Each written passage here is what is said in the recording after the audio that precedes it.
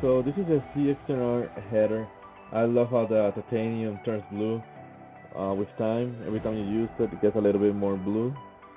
And this part right here is the Yoshimura cut eliminator part. I don't know if you can see, but it turns yellow with time, and it got a little bit of stains and rust. That wasn't supposed to happen. This is the comparison of both headers.